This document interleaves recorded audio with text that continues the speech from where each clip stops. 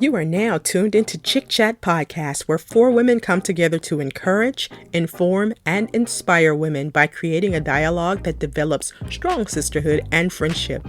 Around the table is Yolanda, Ebony, Katrina, and Breonna. Okay, now it's time for some ChiChat.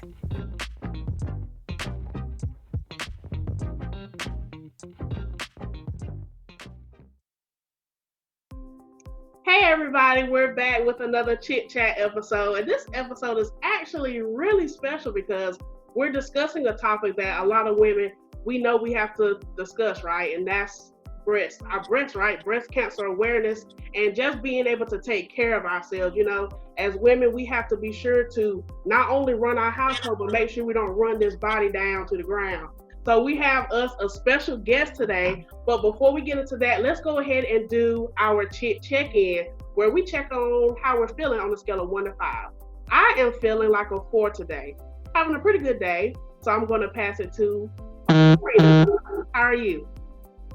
I am a 5 today. I feel really good, had a great day at work, and ready for this chit-chat. Awesome. What about you, Yolanda? 3.5, but I'll rise. Yes. Look, Yolanda usually gives us decimal points, so she kind of kept it low today. Okay. What about you, Ebony? I'm a 2, a little tired, but I'll rise. Uh-oh. Miss Leslie, how are you feeling? Well, I think I gotta say I'm a 5 today. Feeling good. Awesome. So since we just passed you to, we're happy to have you here. And so with that being said, we're going to let you go ahead and tell everybody who you are and just everything about yourself. We're excited. Okay. Thank you so much. And thank you for having me on your show. And the first thing I want to say about it is I love the name, ChiChat. I mean, perfect. Love it. So again, my name is Leslie Ferris-Yerriger. I'm from the northwest outer suburbs of Chicago, and my story is the reason why I do podcasts and spend all the time doing this is that in November of 2017, I was diagnosed with stage 4 breast cancer 2 months after a all clear mammogram and ultrasound. So that was just the shock of my life. And long story short, through that whole diagnosis, I'm learning about what happens, how could this be? I came to learn that our current standard of care for breast cancer screening, while it's good for some people, is not so good for others. And so that all boils down to whether our breast tissue is dense or not. Ooh. So what does density mean? So our breasts are really made up of 2 things, and that is fat and everything else that's in our breasts, like the lobules and the ducts that are there to make milk, for the babies. That's what the organ really is for. So depending upon how much of each of those you have, your breasts are declared to be not dense if they're almost all fatty and very few ducts and lobules. But if you have a lot of those and not much fat, then it's very dense. So the problem with this is pretty simple. So when you look at a mammogram picture, it's really just an x-ray. A mammogram is just an x-ray with a different name, is all it is. And so when your breast is entirely fatty or almost all the way fatty, your breast looks black on the mammogram, and cancer looks white on a mammogram. So the black background and a little white dot of cancer shows up beautifully on somebody who's what we call has almost an entire fatty breast. But if you're almost entirely not fatty, you're totally dense, the density looks white on a mammogram, and so does the cancer. So it makes it very difficult to see cancer if you have dense breast. And here's the kicker about all of that, is that the more dense you are, the more likely you are to get breast cancer in the first place.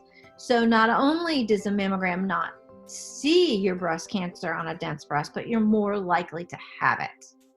Wow. Mhm. So kind of a double whammy, right? Right. Double Yeah. slap. That's a bad thing. 71% of all breast cancers are in dense breast women. So there's a real hole in the system. There's a hole in the screening system where a lot of cancers are slipping through unseen till later stage. Hopefully, they're caught at stage 3 or something before it gets to 4 like mine. But so this is kind of what my life has become about, is to telling, women like you all, women anywhere and everywhere, that you must know your breast density. And if you don't, then you need to find out. And then if you are dense, ask, learn, insist, and persist to get the breast cancer screening you deserve, because a mammogram is not cutting it for you if you really have dense breasts. That was a lot, so I'll stop there. If you have any questions, let me know. Man, you dropped a lot of great information that we have really not, researched, you know what I mean? And I definitely recognize, the value of this conversation. Mm-hmm. And I guess my first question, and it's a typical question, but growing up, when we went in school, right, our health teacher would always kind of reference how women should, raise their arm and check it in the shower and lay down and check it. But based on the context of the statistic, right, would a dense breast woman, just in your opinion, or if you know for sure, would she really catch that? Would she catch it in the self-check? I think it's possible, but depends on where the lump is. If it happens to be near the surface, okay, well then you might feel it. And you might feel it when it's kind of small. But if it's further in, for lack of a better term, it could be quite large and you'd never feel it. Breast exams, self-breast exams are really important. They're very good. I cannot tell you the number of women I've talked to who said, oh yeah, I got a mammogram and it didn't see it, but I found it. I found it myself, so it's critical to keep doing that, no matter what your density is. Yes. Yeah. Because a lot of them are found that way. Lots and lots. Good. Yeah. Katrina, what you thinking?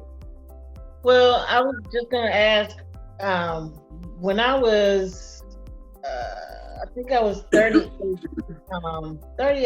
39, I did feel a lump in my breast, and I had gone to my doctor about it because I was concerned, only because my grandmother, on my mother's mom, she had breast cancer, and she is a survivor, but she had to have a mastectomy. Yeah. So that was concerning for me.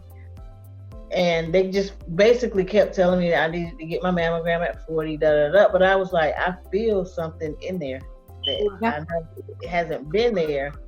And so lo and behold, long story short, they did do a mammogram, and it turned out to be what they said was scar tissue. Not scar, yeah, it was bruised from I was working out, and just from hitting my chest a lot with the weights caused bruising in my breast area. But my question is, when there is a family history of breast cancer, I always thought it was 35 if you have a history. Is that true? That it's 35, or should a woman still just wait to 40? Well, I think that's kind of an individualized decision. But here's what I can tell you. There's kind of like a couple different ways to view family history. So there are people that are genetically predisposed, to having breast cancer. So this would be like this BRCA1 and BRCA2 gene that people have. And if they have one of those, their likelihood of getting breast cancer is like 40, 50%. Something atrocious like that. And God help you have them both, right? So if you're somebody like that and you know it, it would be, if you have an inkling that you might be somebody like that. So that would be like a lot of female relatives, lots of them, but who knows if it can be a family where it's mainly boys and it doesn't really show up, but it's still there. So those people are very likely to get breast cancer. And, they say as soon as you start to understand that, then work with your doctor on screening. Some people start even at 30. Okay. Some people starting at 30. Some people say start 10 years younger than your mother was when she got it.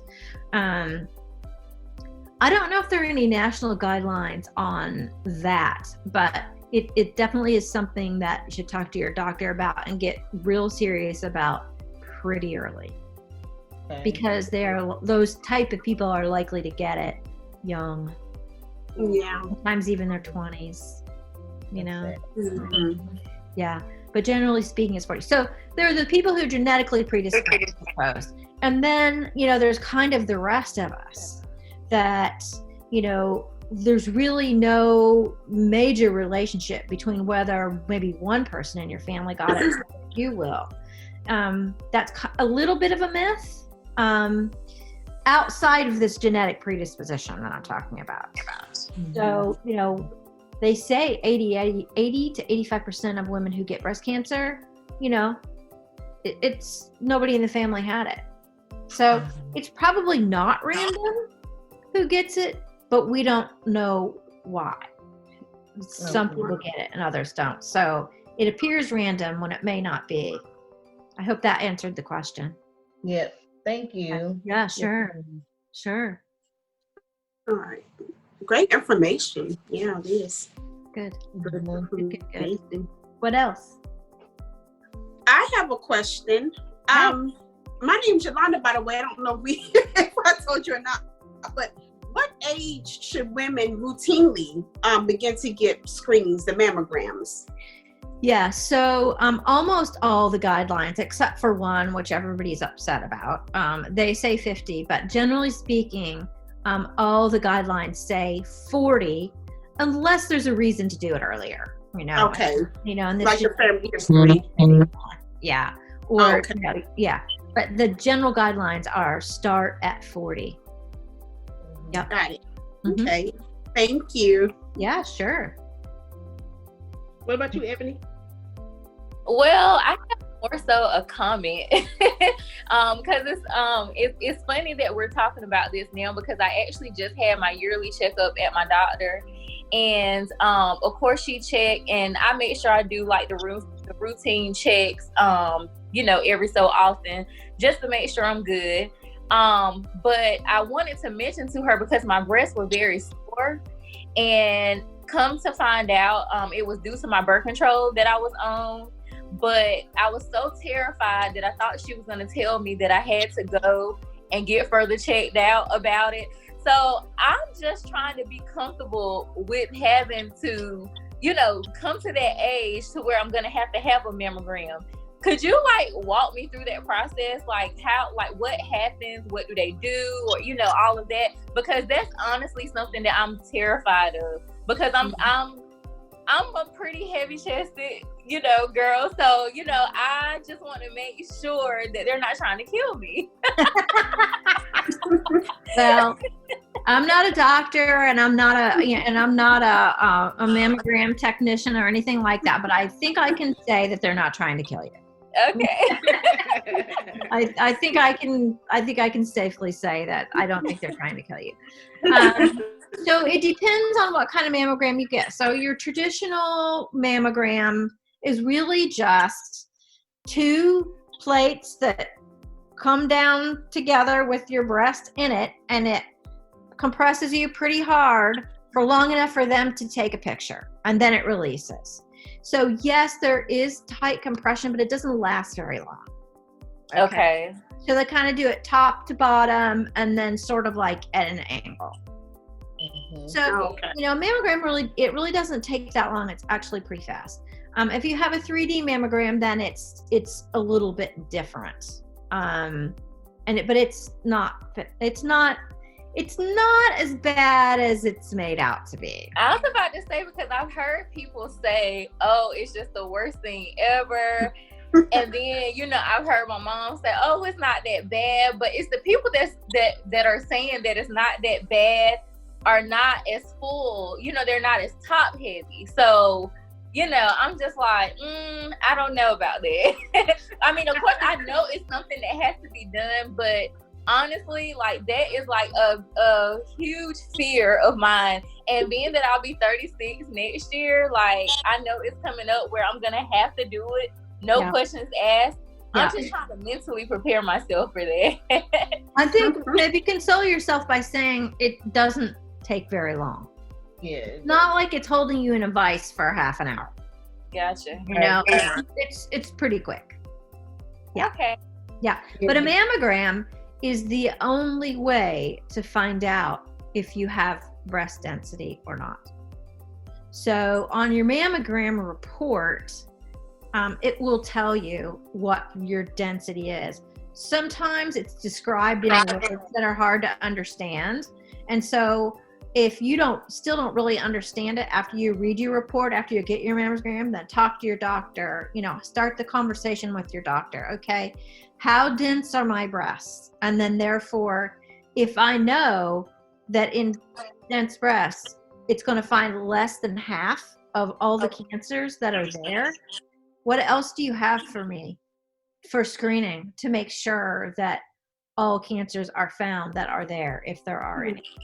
So that's really the key thing here, is to find out what your density is and have the discussion with your doctor. And if you are dense, know that mammograms will not find very many cancers in there, and that you may need supplemental, they call it supplemental screening, you know, in order to really be screened properly. And my hope is one day that is a standard thing, but it's not right now. So we have to advocate for ourselves. We have to do it for ourselves, because the standards are not such that it's just a normal occurrence. Oh, okay. So we have to take that extra step to ask for it. Got it. That's where the 4 steps come in. I see. Yes. So what, as of today, are you cancer free? I mean, no, stage 4. This is why you don't ever want to get to stage 4, right? Stage 4 is the last stage. And for breast cancer, what that means is that the cancer that was in my breast has now moved to a different part of my body. In my case, it's in my bones. And once that happens, it's not curable. It's treatable, but it's not curable. Yeah. Mm-hmm. So you don't ever want to get to that point. So that's why this is so important, is to find them all when they're still in the breast, when they're small, where you can do something about it. Because once what they call it, metastasized. If you hear somebody talk about metastatic breast cancer, it's somebody's breast cancer that's moved from their breast to somewhere else. It's usually bones, lungs, liver, or brain. And then things get difficult because it's not curable. So, yeah. So this is the whole reason why we screen. You know, if you just had breast cancer and it stayed in your breast forever, you could almost kind of go, because you can't die from breast cancer that's in your breast. You just can't. Like, it's your breast is not a vital organ. You know, you can live without them. But once it leaves the breast and goes somewhere else, that's the problem. So that's why the screening is so important, to catch it before that happens. Yeah. Right. Mm-hmm.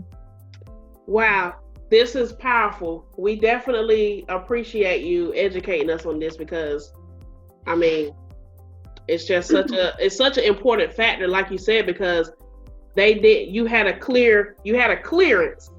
Yep. And the next appointment was different. And, you know, this is a powerful opportunity for this chit chat, just to hear this, because we just want to spread the message, as you said, to advocate for our own health as women. We have to. Yeah. We have to do it because for whatever reason, and we can get into all that, but for whatever reason, right. We have to take this next step ourselves and, demand what it is that we deserve to have. But we have to know that we need to do that first, right?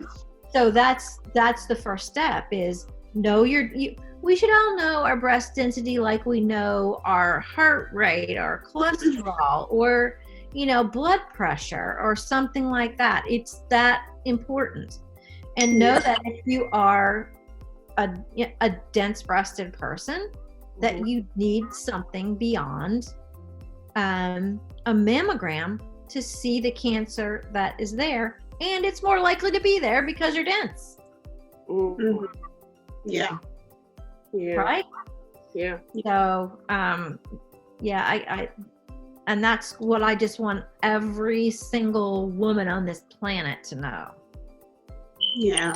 Have to ask I just had my second mammogram that I've ever had was a few weeks ago. I got my letter in the mail and was cleared. So now you said, so it's safe to say that I can call them or go and see them and they can tell me how dense my breasts are. Absolutely. Yeah. Did you get the report or did you get a letter saying? I just got a letter. Okay. I got a letter saying that it was cleared. Yeah. So if you have an online portal, you could probably find the actual report in the portal. Some people have it and some people don't at this point. And so you could try to read the report and it may call out the density in your report. Or it may be sort of buried in there to the point where it's hard to really know what it is they're saying. And in that case, I would call the doctor and say, what's my breast density? What did my mammogram say about the density of my breasts? Yep. Okay. Yeah, start that conversation. Imagine if every woman in the United States called their doctors and said, hey, what's my breast density? And it comes in, you need to give me something else. Yeah. It's almost like saying, show me the Carfax. Yeah. We should have international call your doctor about your density day. Yeah. Flood them with calls. Really. Because we need to know this. Yeah. It's a critical piece of health information. It is. Yeah. I didn't know how important that was. Yeah. So thank you for that. Yeah, absolutely. Absolutely. And I really get that phrase so really different now. Yeah, I really want everybody to do it because, it's kind of like if we talk about it and know it, but don't do anything, then, you gotta do it. Gotta take the action. Yeah. Yeah. And I do have a question.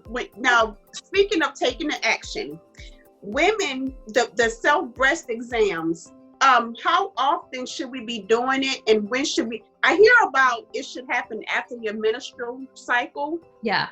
Is that correct? Should we be checking it every month after the menstrual cycle? I think that's what they say. Every month after. Yeah. At the same time, every month. Yeah. Mm-hmm. Okay. Mm-hmm. All right. And I don't know if every doctor subscribes to that too, but I would do it. Why would you not do it, right? Yeah, I guess. Yeah. Mm-hmm. Okay. Mm-hmm. Yeah. Man, this was a great topic. Miss Leslie, you broke down some information for us that we definitely are going to take back to our families, our friends. Excellent. Because it's vital that we take control of our health and no longer just give the doctors the power, but we take the power back by asking the right questions. Absolutely. My husband gave me this statement. He said, if you ask the right questions, you get the right answers to get the best results, hopefully. That's right. Out of the situation. Yeah. So I want to shout out my husband for that quote. Yeah, very good. Excellent. Thank you so much. Yeah, this is what I'm about. This is what I want you guys to do. So, yeah, wonderful. So we're going into our next segment, but I wanted to actually read this poem I found. It's called What Cancer Cannot Do. Cancer is so limited. It cannot cripple love. It cannot shatter hope. It cannot corrode faith. It cannot destroy peace. It cannot kill friendship. It cannot suppress memories. It cannot silence courage. It cannot invade the soul. It cannot steal eternal life. It cannot conquer the spirit. And with you coming up here today, you definitely showed us what cancer cannot do, because you gave us the words to encourage us all to take control of our health. So I just thank you for that. I love that. Love it. Thank you for that. Yes, ma'am. So we actually like to go ahead and give our listeners a question of the day. So it's something pretty simple. Are you ladies the type, any listeners, and of course to the ladies, are you someone who uses like all natural products?